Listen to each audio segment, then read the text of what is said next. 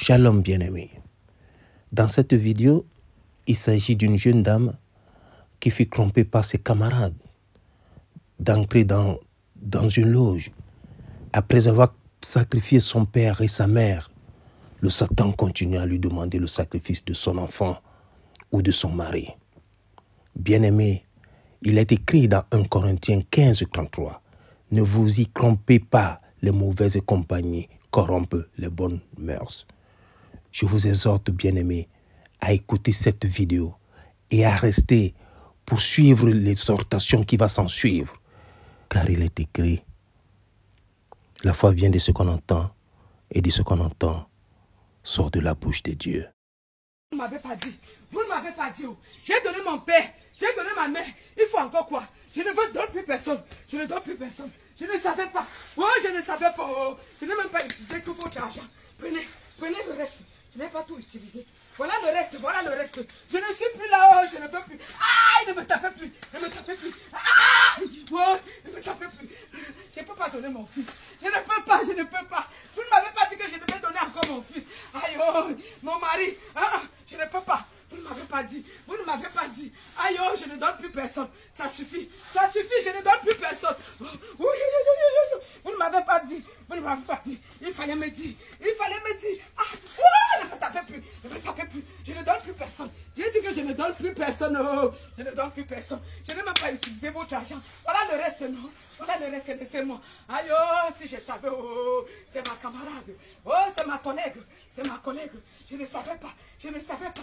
Elle ne m'a pas bien expliqué. Oh, oh, je ne donne plus personne. Oh, oh, Sa Majesté Tata Landry, oh, sauve ton enfant. Je ne savais pas. Aïe, oh, je ne savais pas. Et mis comme chanson, ouais. Je ne savais pas. Oh, je ne savais pas. Je ne savais pas. Je voulais aussi vivre dans le luxe. Je voulais vivre dans le luxe. Oh, je ne savais pas. Oui, je ne savais pas. Je ne savais pas. J'ai dit que je ne donne plus personne. Je ne donne plus personne, ça suffit. Aïe, oh, prenez votre argent. Prenez votre argent. J'ai tué ma mère. J'ai tué mon père. Ça ne vous suffit pas. Je ne donne plus personne. Je ne donne plus personne. Je ne donne plus personne. Oh, la vie de luxe, Mathieu. Je voulais jouer. Je voulais aussi jouer la vie. Je voulais vivre le luxe. Me voici. Me voici. Aïe, oh, me voici. Me voici. Me voici. Me voici. Mon père m'a dit quoi? Ouais. Me voici. Voilà ce que ta fille devient. Oh, oh, je ne veux plus. Je ne veux plus. Ah, je ne veux plus. Je ne veux plus. Oh, oh, je ne veux plus. Je ne veux plus rien. Prenez tout. Je ne veux plus rien. Ouais, laissez-moi, non. Il fallait me dire ce qu'il fallait faire. Il fallait me dire. Oh, il fallait me dire. J'ai dit que je ne veux plus. Aïe, ah, ne me tapez plus. Ouais, ne me tapez plus. Oui, je vais réfléchir. Attendez, je vais réfléchir. Oui, je vais réfléchir. Mon fils, oh, je ne peux pas. Oh, tuez-moi seulement. Tuez-moi seulement. Prenez-moi, moi, maman. Bien-aimé, cette histoire m'a une fois de plus sidéré. Combien de fois les enfants de Dieu, faute de connaissance, se jettent dans les ténèbres. La convoitise, l'amour pour l'argent nous envoie dans les ténèbres. Nous allons comprendre pourquoi, lorsque Dieu a travaillé et pendant le 7e jour, il s'est reposé, il dit, il se reposa le 7e jour, ce qui veut dire qu'il a travaillé dur. Et c'est l'effort qui paye, c'est le travail qui paye, ce n'est pas la facilité. Si Dieu s'est reposé, c'est parce qu'il a travaillé dur. Et donc nous aussi, ses enfants, nous devons travailler dur pour avoir notre pain. Mais la folie de l'argent, la convoitise nous pousse dans les mains du diable. C'est pourquoi il est écrit dans 1 Timothée 6,10. Car l'amour de l'argent est une racine de tous les maux. Et quelques-uns, en étant possédés, se sont égarés loin de la foi et se sont jetés eux-mêmes dans bien des tourments. Nous allons comprendre encore de plus comment notre Seigneur Jésus-Christ dit qu'il est la porte, la véritable porte. Dans Jean, au chapitre 19, il dit « Je suis la porte. Si quelqu'un entre par moi, il sera sauvé. » Il sera sauvé. Et il entrera et il sortira. Et il trouvera des pâturages. Le Seigneur veut nous inscrire. Il nous inscrit pour dire que chez le diable, on entre, on ne sort pas. Et c'est ce qui se passe pour cette jeune dame. Elle est ancrée, elle ne peut pas sortir. Et quand même bien il faut sortir, ce n'est plus des pâturages, mais ce sont des épines. Voilà ce que le Seigneur Jésus-Christ voulait nous dire. Le Seigneur voulait nous dire que c'est à lui seul, c'est la véritable porte. C'est le travail en lui. Nos besoins doivent être honorés à travers lui.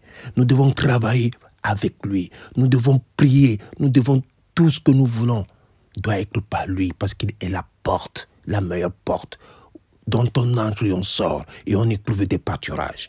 Alors que de l'autre côté, l'autre porte, elle est spacieuse, elle est large. Et ces chemins sont spacieux.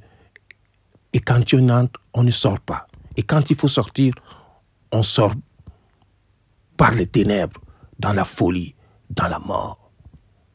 Bien-aimés, que Dieu vous garde. Et que chacun mette cette parole de Dieu dans son cœur. La convoitise, l'amour pour l'argent tue. C'est la maladie de l'homme d'aujourd'hui. Oui. Vraiment, oui, bien-aimé, c'est la maladie de l'homme d'aujourd'hui. Cela veut dire l'homme de ce siècle. C'est pourquoi il est écrit qu'on ne doit pas être semblable aux hommes de ce siècle. On ne doit pas s'identifier au siècle présent. On doit être digne d'être appelé enfant de Dieu. On doit être digne de travailler par le Seigneur Jésus-Christ, d'être patient, de travailler dur comme l'Éternel Dieu dans Genèse 2, au verset 2, a travaillé dur et se reposa. Dieu aussi qui nous a fait à son image, nous appelle aussi à travailler dur, à ne pas chercher la facilité, à ne pas chercher à rester et avoir de la richesse sans travailler de ses mains ou de son intelligence, sans se battre. Et que nous devons nous méfier de ses amis, ce sont des faux amis, ceux-là qui nous attirent vers ce qui va nous perdre, parce qu'eux-mêmes ils sont déjà perdus. Bien-aimés, écoutons la parole de Dieu. Soyons patients. Les temps sont difficiles. Cherchons à travailler par le Seigneur Jésus-Christ, à avoir nos revenus par le Seigneur Jésus-Christ. Et ce que Dieu nous donne, nous devons nous contenter avec. Il faut avoir cette habitude de se contenter de ce qu'on a. Plus on se contente de ce qu'on a, plus on reçoit les bénédictions. Mais quand on se plaint de ce qu'on a, alors la porte du malin est là.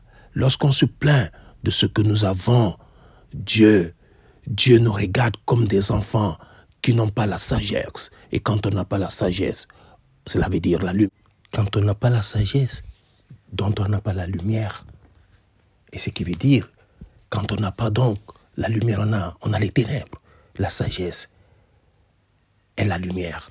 Cherchons la sagesse. Et cette sagesse est en Jésus-Christ. Cette sagesse est en Jésus-Christ. La porte étroite. La voie serrée, mais c'est la meilleure. Car on peut y entrer. On peut aussi en sortir. Et surtout, le résultat est merveilleux.